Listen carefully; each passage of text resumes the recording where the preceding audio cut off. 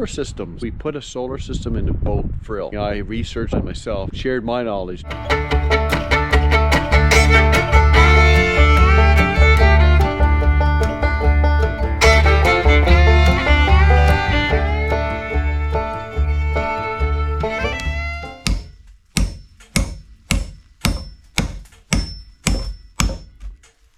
Damn, this hammer is pissing me off.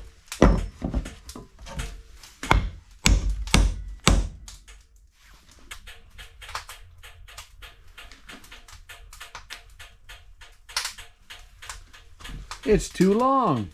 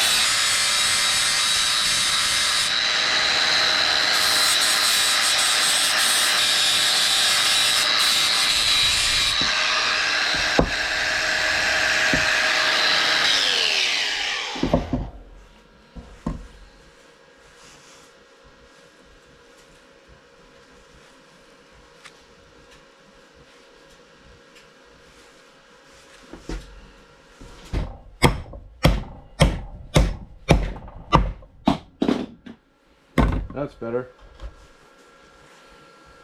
I want to talk about solar systems. As you know, we put a solar system into boat frill. Something I researched and designed myself. So I got a friend that got a cabin, and he didn't want to go on the grid, so he's off grid.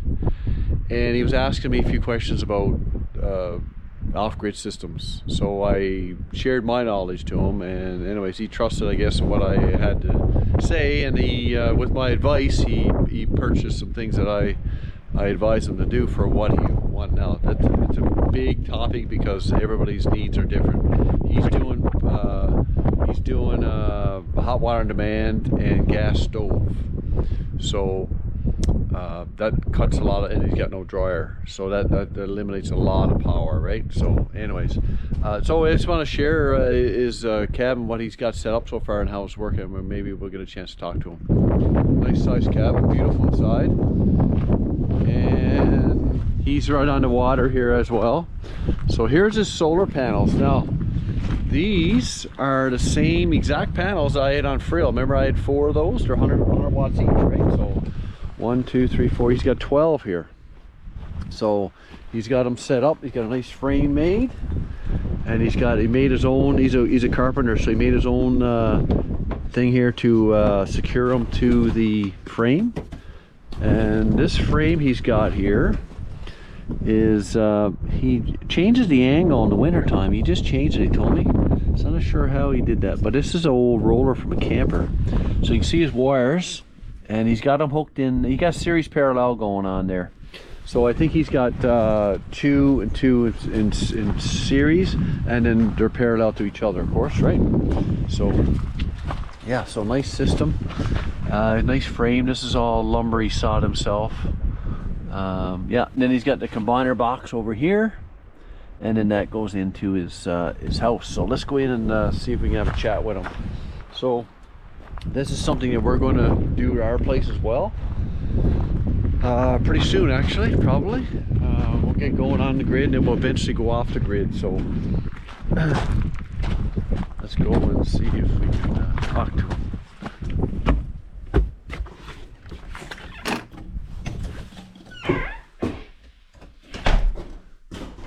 For solar systems now, people are usually going with 48 volts. That's because you can use less wire and it's just more convenient. Anybody knows anything about solar systems, the higher the voltage, the better. So, and less amperage for your hookup for your batteries. But in his case, we're in Canada. Amazon was the likely source to purchase this stuff. There was really no 48 volt batteries that you can get. So we end up going with 24 volt in this case. So he purchased the Power Queen. He's got 3 of them, 24, well 25.6, 100 amps. So he's got 300 amp hours of battery storage here. And then he went with the Eco-worthy solar inverter, all-in-one charge controller, right? So he's got a bus bar here and a switch, fuse, into very simple. So anyways, he does good on this. It works for him. And yeah, so this is what he's got. So it's only a 300 amp hour service. So 300 amp hours of battery storage and 1200 watts of input of solar. The winter, how was it didn't keep up, right? If you get good clear days, it will. But no cloud, the sun, you get enough charge. The shortest day of the year is 3:15 before the sun will be behind the hill. But the battery still keep charging as long as it's light. Not a big charge, but a small. Yeah. Just probably enough to maintain what you're. And you would run your generator a little bit. I think it was November. I went 2 weeks, never started generator. Okay. Like I say, you'll get enough charge. Even in the dead of winter, if you got 3 or 4 good hours. 3 or 4 hours a day is all you need to keep it going. Keep it going. It'll keep me going from the night. Just your Starlink, your TV, and that's about. Yeah. Because it's not a big system really in the grand scheme of things, but it's all you got. No, you want to spend the money, but then where do you stop? You got a gas stove and a gas hot water. So when's the last time you started your generator? Sometime last week. You can't remember, so that's a good sign. So now, from now on, you'll be fine. You won't have to start that much over. No, right now I can get enough charge. If you get a good sunny day, I can get enough charge in one day. It'll get me 2. That day plus 2 more. Plus 2, yeah. Yeah, so that's pretty good. I mean, like right now, I had very little charge yesterday because it was snowing most of yesterday. I'm not getting a big lot today because it's cloudy. Yeah. But the battery's still well up there now. Do you have any plans on expanding, or is it good enough? No, I think a little turbine would be the... Oh, wind turbine, right. Wind. Yeah, so you get a lot of wind here, so wind turbine would definitely help. Oh, yeah. Because quite often if it's at night or it's cloudy, the wind is blowing. Well, even today, right? I mean, you're going to get power. Yeah, a little bit, yeah. Not much, but I mean, it'll... And when you started this with that, you knew nothing about it, but now you're an old pro on that panel. I would say a pro. But... I know I got it figured out pretty good now. Because it only takes about 10 minutes with a generator going to get her from 21.8 to 24.8. Yeah. Last Friday she went up. And it was sunny. The sun was just blazing down, right? And you could hear it, and I couldn't hear the charger going. I said, fuck, that's funny. Okay. So I went in and looked, and she was... That was charged. Charged, yeah. She just cuts out. Now, with snow we had yesterday, you had to go and clean them off a couple times, or? No, I just want to sweep the snow off them. So you wouldn't advise anybody to put their panels on the roof? On the roof? Yeah. Maybe in Florida, not in Newfoundland. No. No. Put it this way, if you like, you better have good access. Yeah. Right? Yeah. I wouldn't do it. Yeah. No, my panels, I got them so I can tip. Angle them for the year. Yeah. Angle them, right? Yeah. I mean, during the winter, I had them almost upright because the sun was low, and now I'm after going back. Tip back a bit. Now we're only getting into the solstice now, so I mean, I'll go back again, and that'll be. I usually change them 3 times, 4 times a year. Right? So the 24 volt, that works for you? Yeah, I mean, I don't think I'm going to need any more batteries because, like even in the summer, I'll have enough power. I could probably supply Roy with his few lights that he got. Okay. Yeah. At night. Yes, if it's because it's only going to get better. Yeah, that's right. She'll be charging up to 7 o'clock at night because even with the Hangle, right, there's not much of a, but she'll still charge. Lights on a cord across from my plug in there. Yeah. So I want to recap what Bruce is saying and what his system is like. So he's running 24 volts. Remember, the reason why we went 24 volts at the time, we searched everywhere. There was no supply of 48 volt server rack batteries in Canada without fooling around with duties and all that stuff. I mean, for us as Amazon is the easiest and cleanest way to get anything. There was nothing on Amazon at the time. Now there is. So 24 volt, 300 amp hours. Now remember, on Frill we had 12 volt, 400 amp hours. So he's got more power than we had. Because if you compare apples to apples, his is equal to 600 amp hours and ours was 400 amp hours at 12 volt, right? So he's 24 at 300. So that's good. And remember, he's only got 110. He doesn't have 220. So he's only got one leg going into his place. So most houses have 2, right? Or all houses have 2. You got 220. So he's got no dryer, no fridge, no stove, and no hot water tank. That's your big 3 things in a house that draws 220. Maybe a heat pump or something, right? So he doesn't need that. He's got the gas stove, gas stove, gas, hot water on demand, and he's got a wood stove. So that's it. So that's his simple. It's a very simple system. I forget the exact cost, but I mean it varies. This cost is not accurate because it's gone down a lot right now. So, yeah. So, the panel. He's got 12 panels, so he's got 1,200 watts of solar. So the panels were roughly $100. I think he paid like $800 each for the batteries or so, and I think it was like $600 or $800 for the charge controller. So, and that's a 3,000 watt, by the way, 3,000 watt charge controller there. So you can figure out all that, do the math on it and see. And then now for him, during the summer, he could add batteries to it, and then he would store more power for longer durations of cloud. So anyway, it's so variable for every person, every situation. So it's a basic for you to figure out.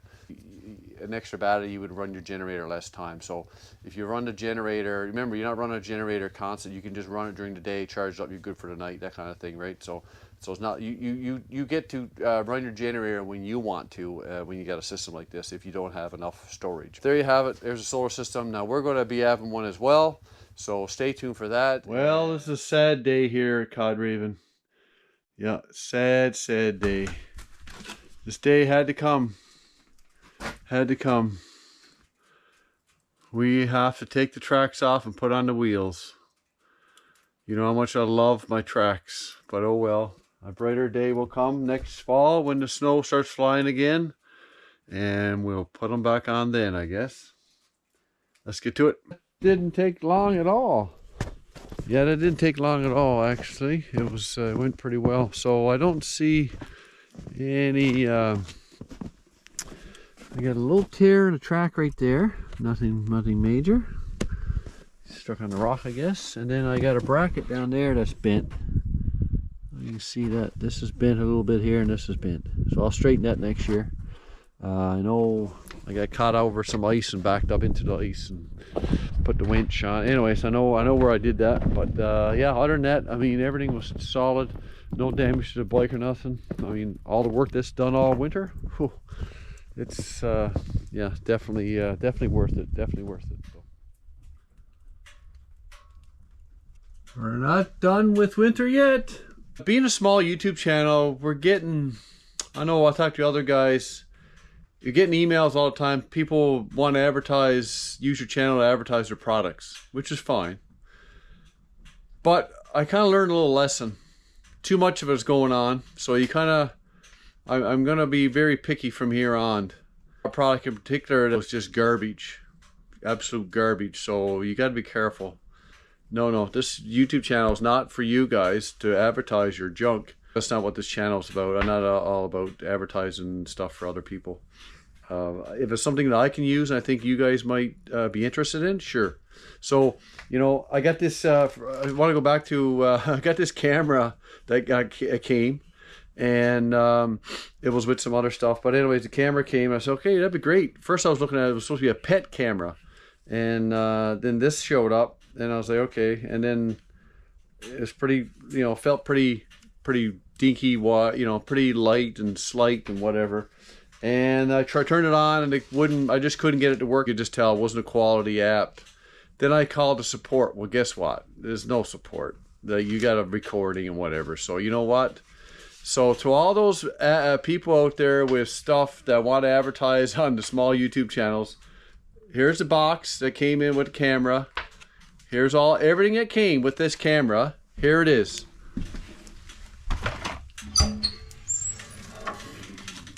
And there it goes.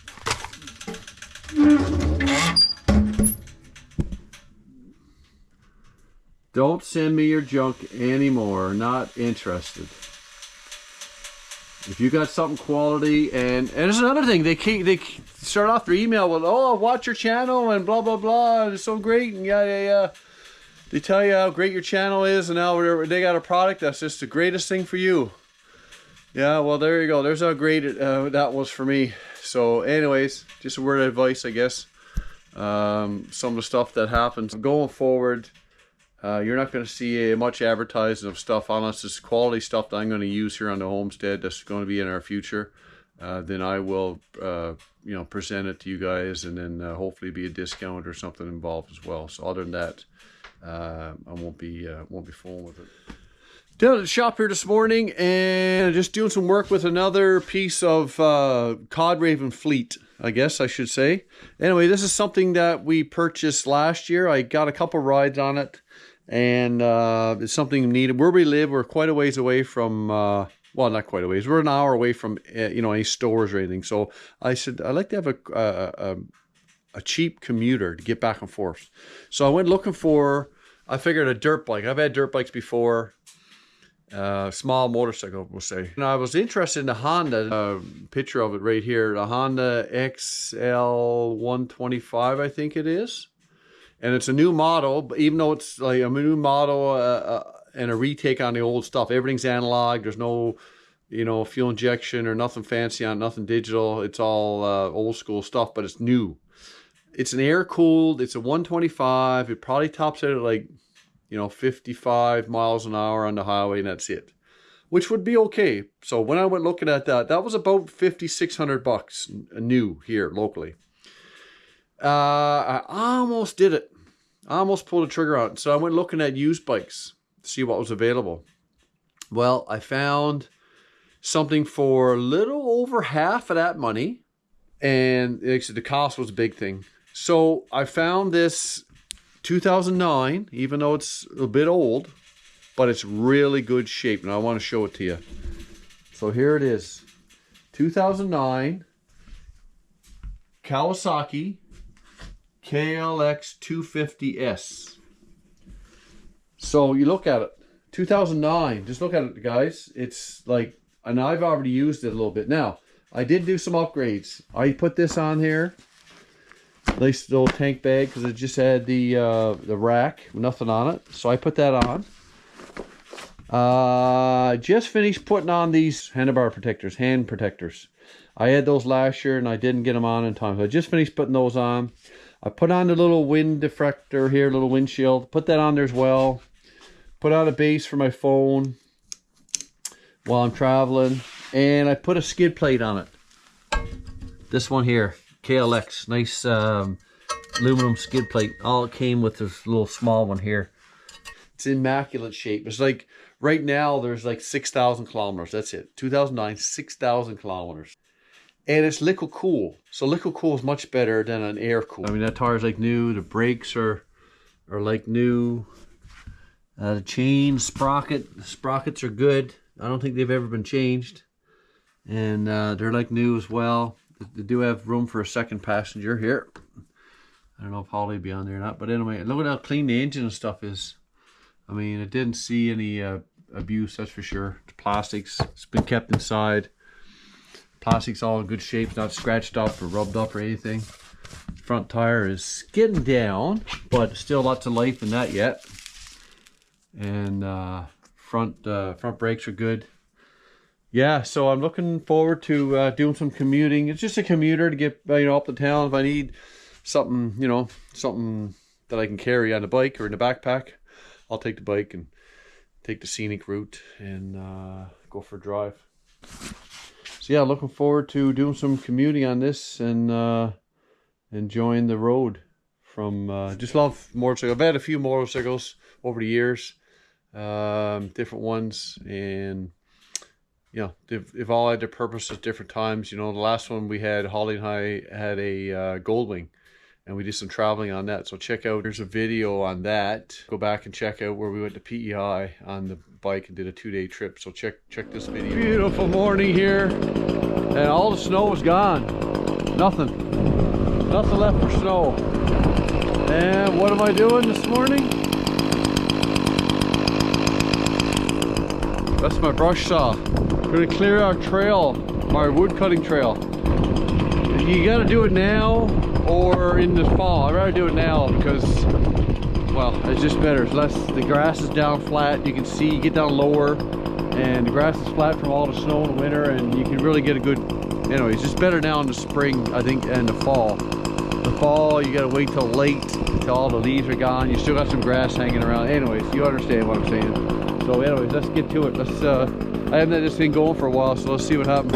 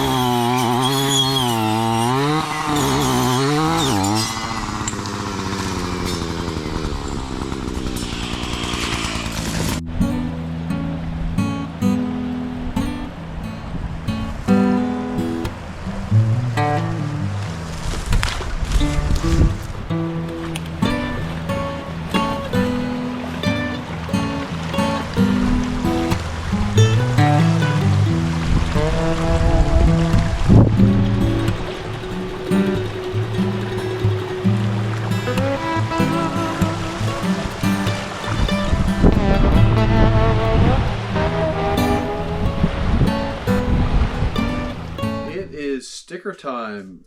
We have a new sticker from Jason at Heterogeneity. Heterogeneity. Heterogeneity rocks. Variety is king. Jason.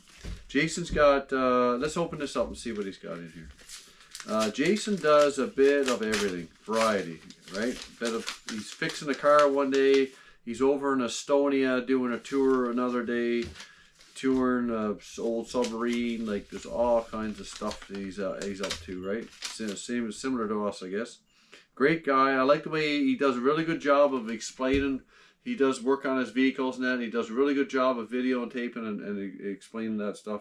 So here's a sticker. We're going to put that on the board in a second here. There we go.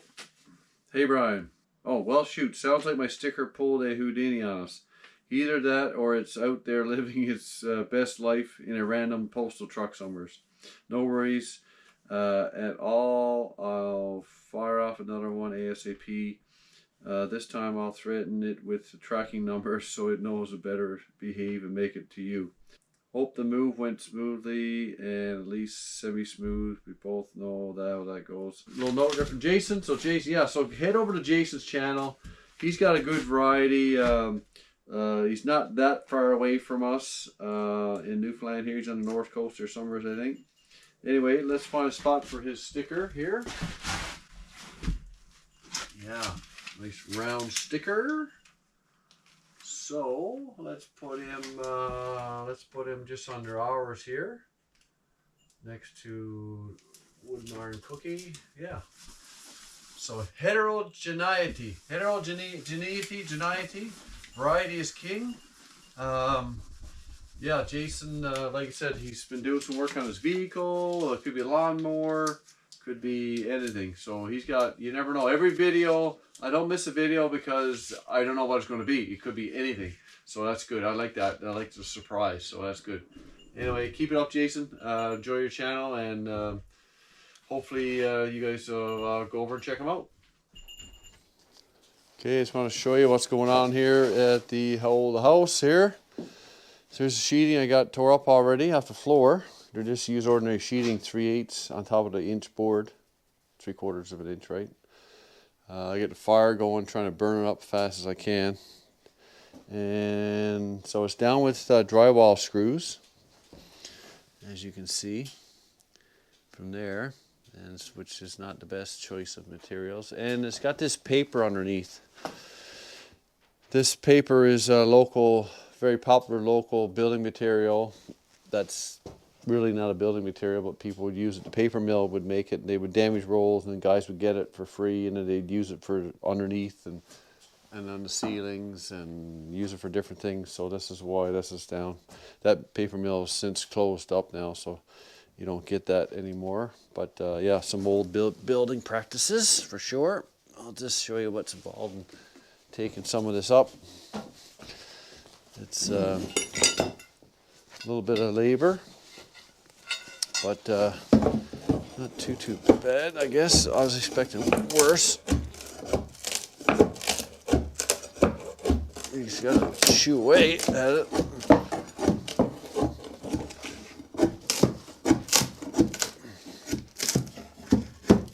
This is our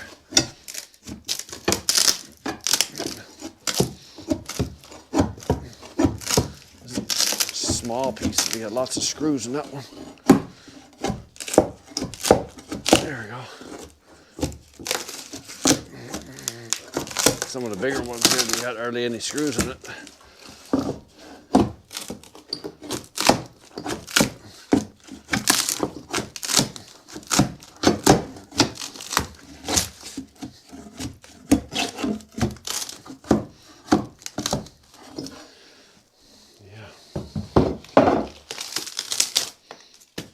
Comes up a little bit better than that in the bigger sheets, but there's only a small piece here. And then I just, you know, they're just drywall screws, so they pull out pretty easy actually.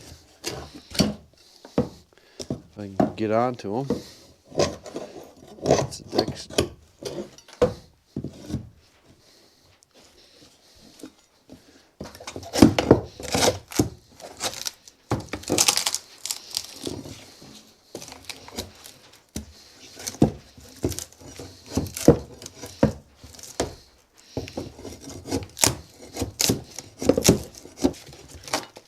Not real easy, but not too bad either, I guess. It could be worse. See, my biggest problem now is stuff in the way. So I'm just waiting for the weather to get nicer, because it's not very nice out there today. It's, well, I mean, it's -1 or something, lots of wind. Just in here trying to get some work done, because this all needs to be done, and it's kind of one of those jobs I've been putting off for a while. And even though I got the stove going here, it's still not, there's lots of ventilation in this building, we'll put it that way.